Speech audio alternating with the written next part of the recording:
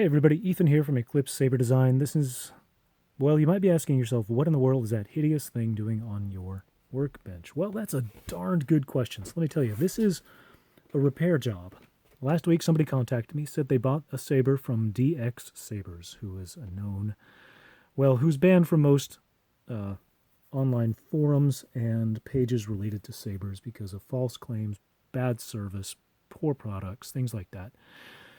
Person bought this saber from that person, and about a week later, it stopped working. He couldn't figure out why. It took 3 weeks to get a reply via email, and then the reply was just make sure the battery's charged. Well, he wouldn't know how to do that because he didn't have a battery charger with an indicator. He had a 5-volt USB charging cord that plugged into the same charger you'd use for your iPhone. That's a big no-no, especially for batteries where there's a protective circuit board that could trip like a circuit breaker and just, cut power. Like it's just a bad idea. It's especially a bad idea. Let me show you something. If you're using a no-name, flat-top, unprotected generic cell that could explode if you overcharge it or provide too much voltage to it. You'll notice too, while I turn this chassis over, that it is a mess of hot glue and JST connectors. Something that just popped out to me the first time I looked inside was that that's not a Profi board. Well, the customer told me that I was going to be repairing a Profi board saber. That's what he believed he had anyway.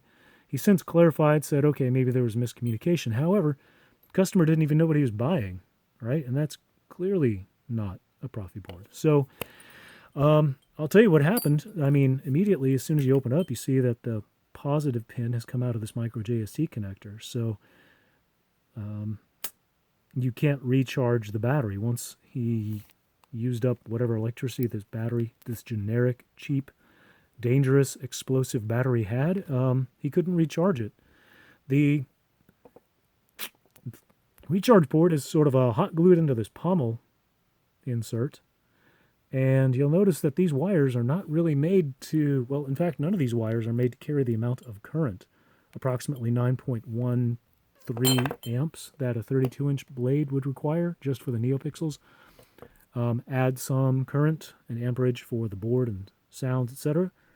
And you're looking at easily pulling 10 amps of current through these little wires, and none of those is bigger than a 28 gauge. Most of them look like 30 or 32 gauge just with some thick silicone coating on there. Like, there's no way that these can provide enough current.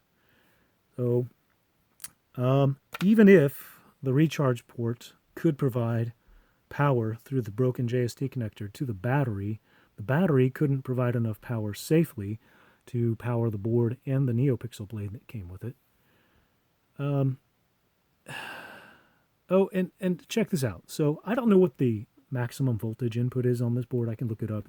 Hopefully it's within 5 volts because the guy's been plugging his Saber into a 5-volt charger to plug it because that's what DX Sabers told him to do when they sent a charging cable with it. But that means that this connects to these wires. These wires connect to the battery terminals. The battery terminals also connect to the board with no interruption. So when I charge this at 5 volts, I'm supplying 5 volts to this board. I don't know if this board is fried or not. It doesn't look like it. Hopefully it's not. But if you, yeah, guys, this is really impressive. I don't know what the client's going to want me to do here, but like, this is dangerous. This could explode even if it would work. This